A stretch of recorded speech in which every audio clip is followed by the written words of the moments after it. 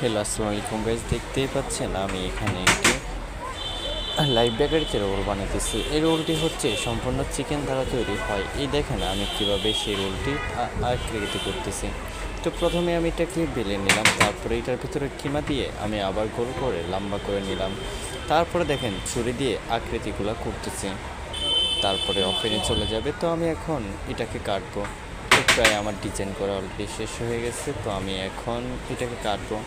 তো কাটা মোটামুটি আমার শেষ পর্যায়ের দিকে যাচ্ছে আর কি।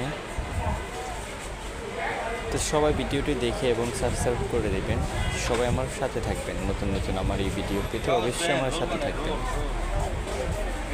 দেখেন আমার রোল অলরেডি প্রায় শেষের দিকে।